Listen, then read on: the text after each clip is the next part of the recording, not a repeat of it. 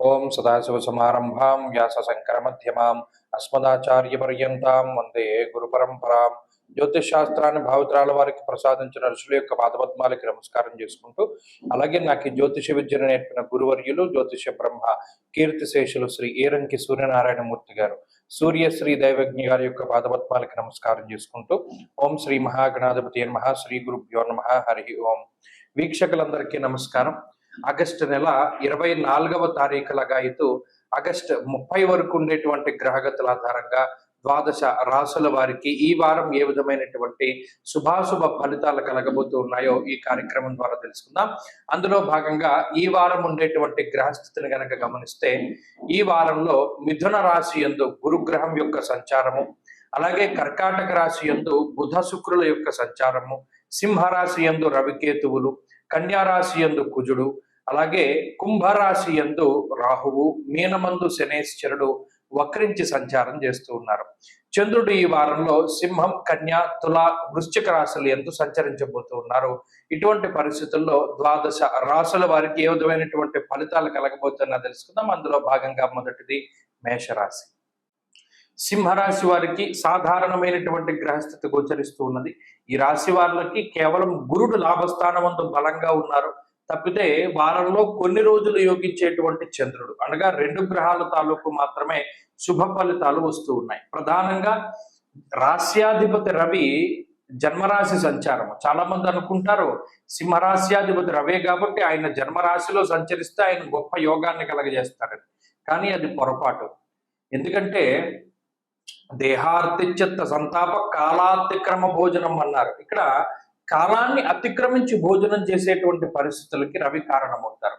అలాగే కొంచెం నీరసము, నిస్సత్వ, ఏదైనా ఎండ దెబ్బ తగలడానికి, లేదా ఏదైనా విటమిన్ డి డెఫిషియన్సీ వస్తుంది. కొంతమందిలో స్కిన్ ప్రాబ్లమ్స్ వస్తాయి, కొంతమందిలో ఏదో ఎముకలకి సంబంధించిన దెబ్బలు తగులుతాయి. ఇటువంటి వాటికి రవి ఎక్కువ అవకాశాన్ని కల్పిస్తారు.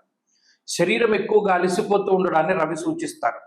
అలాగే ఉన్నతాధికారులతోటి వచ్చేటువంటి చిన్నపాటి సమస్యలకి ఈ గ్రహస్థితి కారణమవుతుంది. 2వ స్థానం ముందు ఎప్పుడైతే కుజుని యొక్క సంచారం ఉంటుందో, కేతువుతో కలిసి ఉన్నటువంటి కుజుని మీద శని దృష్టి పడుతుందో, అటువంటప్పుడు మాటపరమైనటువంటి సమస్యలు వస్తాయి. చాలా జాగ్రత్తగా మాట్లాడడం, సాధ్యమైనంత వరకు మౌనంగా ఉండడం చెప్పదగినటువంటి సూచన. ఎప్పుడైనా మాట పెరిగినప్పుడు తగ్గి మాట్లాడుతూ ఉండడం ద్వారా ఆ విపరీతమైనటువంటి పరిస్థితుల్ని కొంత అదుపులో పెట్టుకోగలుగుతారు. ఇది రాశి వారు దృష్టిలో పెట్టుకోవాలి.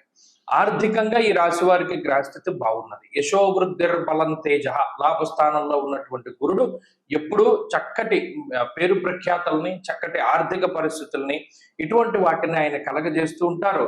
అయినప్పటికీ కూడా కొంత ఈ సింహరాశి వారు జాగ్రత్తగా ఉంటూ ఉండడం చెప్పదగినటువంటి సూచన. ప్రత్యేకించి ఉద్యోగపరమైనటువంటి మార్పు చేయవలసి వచ్చినప్పుడు ఒకంత ఆచితూచి ముందుకు వెళుతూ ఉండాలి. అలాగే ఈ రాశి వాళ్లలో వ్యయస్థానం ముందు బుధ శుక్రులు ఉన్నారు. కొన్ని సందర్భాల్లో లగ్జరీకి డబ్బు ఖర్చు పెడతారు. అంటే ఏవో చిన్న కోరికలు ఉంటాయి. పలానా గ్యాడ్జెట్ కొనుక్కోవాలి, పలానా వస్తువు, పలానా ఆభరణము, పలానా వస్త్రము, ఏదైనా పలానా వాహనము, ఇటువంటి వాటికి ధనాన్ని ఖర్చు పెడుతూ ఉంటారు. ఇటువంటి వాటికి కూడా ఈ గ్రహస్థితి కారణమవుతుంది. మొత్తం మీద ఏమిటి అంటే ఈ గ్రహస్థితి ఎక్కువగా పరీక్ష పెడుతూ ఉంటుంది. శరీరానికి, మీ ఓపికకి, మీ సహనానికి గొప్ప పరీక్షగా ఉంటుంది. కాబట్టి చాలా జాగ్రత్తగా ముందుకు వెళుతూ ఉండాలి. సింహరాశి వారు ప్రత్యేకించి వాహనాలు నడిపేటప్పుడు కానీ, బయటికి వెళ్ళేటప్పుడు కానీ కొంత జాగ్రత్తగా ఉంటూ ఉండడం చెప్పదగినటువంటి సూచన. ఈ వారంలో సింహరాశి వారు మరింత అనుకూలమైనటువంటి ఫలితాలను సాధించడానికై ఎక్కువగా సూర్యారాధన చేస్తూ ఉండడం, ప్రతిరోజు ఆదిత్య హృదయ స్తోత్ర పారాయణ చేస్తూ ఉండడం చెప్పదగినటువంటి సూచన. ఈ వారంలో కలిసి వచ్చేటువంటి రోజు గురువారంగా చెప్పవచ్చును. అదృష్ట సంఖ్య 5, అదృష్ట వర్ణము పసుపు. తదుపరి కన్యారాశి. కన్యారాశి వారికి ఈ వారం సాధారణమైనటువంటి గ్రహస్థితి గోచరిస్తూ ఉన్నది. ఈ రాశ్యాధిపతి అలాగే శుక్రుడు, ఈ 2 గ్రహాలు లాభస్థానం ముందు ఉండడం అనుకూలించేటువంటి విషయం. అలాగే చంద్రుడు యోగించడం కూడా మానసిక ప్రశాంతతకి అవకాశాన్ని కల్పిస్తుంది. అయితే ప్రధానంగా 2 గ్రహాలు జన్మ రాశి యందు కుజుని యొక్క సంచారము, కేతువుతో కలిపి ఉండడం, వ్యయస్థానమందు రవి యొక్క సంచారము ఈ వారం గ్రహస్థితిని ఎక్కువగా ప్రభావితం చేస్తూ ఉంటుంది. జన్మరాశి గతే భౌమౌ యక్షరాక్షస పీడితం అన్నది శాస్త్రం.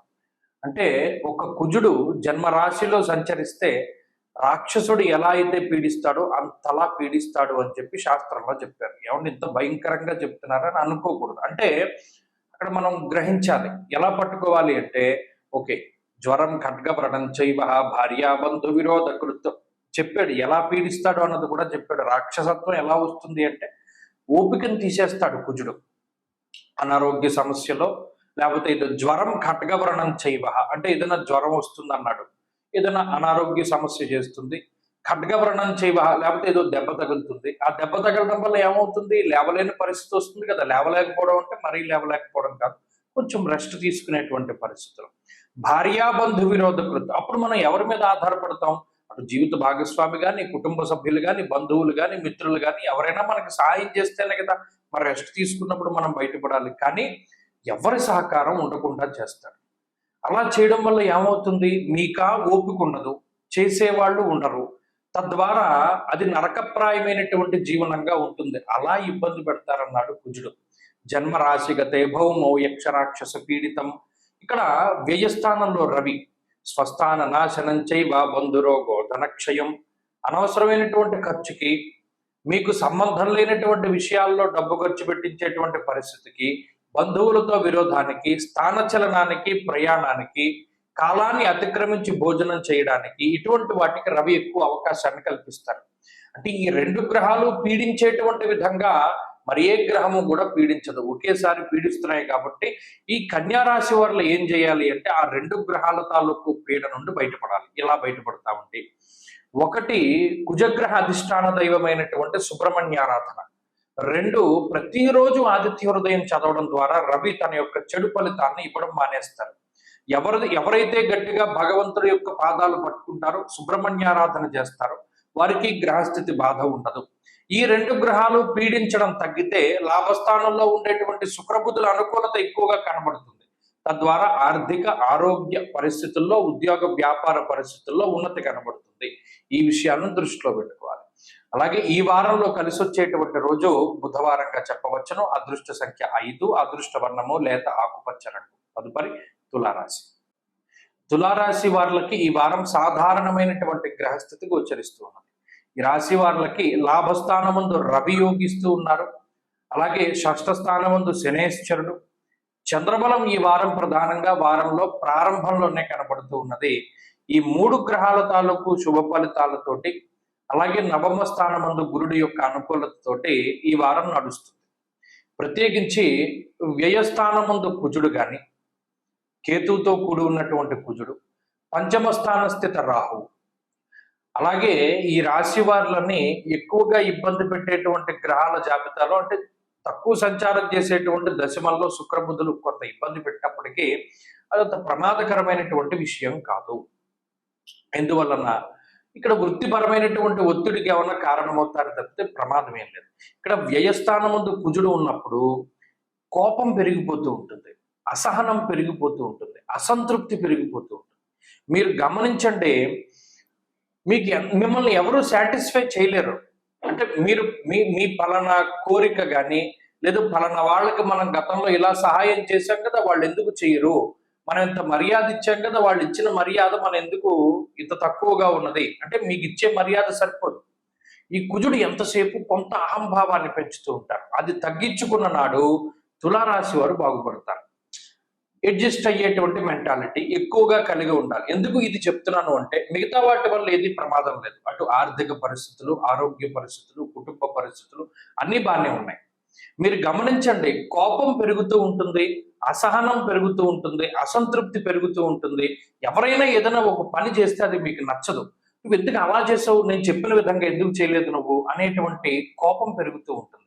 ఒక రకమైనటువంటి ఆధిపత్య ధోరణి చలాయిస్తూ ఉంటారు. అది సాగదు మిగతా వాళ్ళ దగ్గర. ఎప్పుడైతే అది సాగదో దాని నుండి క్రోధం వస్తుంది, కోపం వస్తుంది, ఇవన్నీ కూడా వస్తూ ఉంటాయి. కాబట్టి ఇక్కడ వ్యయకుజుడు ఏ విధంగా అయితే ఇబ్బంది పెడతారో దాని పరంగా మనం జాగ్రత్త పడుకోవాలి. అంటే ఏమిటి, అడ్జస్ట్మెంట్. ఓకే, నువ్వు పలానాది ఇన్ని రోజుల్లో డబ్బు తీసుకున్నావు, ఇన్ని రోజుల్లో ఇస్తాన్నావు, ఇంకో 2 రోజులు అడుగుతున్నావు, సరే తీసుకో. అంతేగాని నువ్వు ఈ రోజే ఇస్తాన్నావు, ఇప్పుడే ఇస్తావు, వాడు ఇవ్వలేడు, ఎలాగో మీరు అరిచినంత మాత్రాన్ని వాడి దగ్గర డబ్బులు రావు. అలాగే నీకు ఇంకొక వారం రోజులు టైం ఇస్తున్నాను, పట్టరా అన్నారనుకోండి, అక్కడితో తగువు వెళ్ళిపోతుంది, లేకపోతే అది పెంచుకున్న వాళ్ళం అవుతాం. అంటే ఇలాంటి ఎగ్జాంపుల్సే జరుగుతూ ఉంటాయి ఈ వారంలో. కాబట్టి కొంత కోపాన్ని తగ్గించుకోండి, అసౌకర్యం ఏర్పడినా కొంచెం దాటి ముందుకు వెళుతూ ఉండండి. అలాగే ఎదుటి వారిని కొంచెం భరించేటువంటి శక్తిని కలిగి ఉండండి. ఎవరైనా ఏదైనా తప్పు చేస్తే వాళ్ళు ఎక్స్క్యూజ్ అడిగితే ఎక్స్క్యూజ్ చేస్తూ ఉండండి. ఇటువంటి ఫలితాల వల్ల ఈ తులారాశి వారికి మరింత మంచి ఫలితాలు వస్తాయి. ఈ వారంలో కలిసి వచ్చేటువంటి రోజు తులారాశి వారికి గురువారంగా చెప్పవచ్చును. అదృష్ట సంఖ్య 2, అదృష్ట వర్ణము లేత పసుపు రంగు. తదుపరి వృశ్చిక రాశి.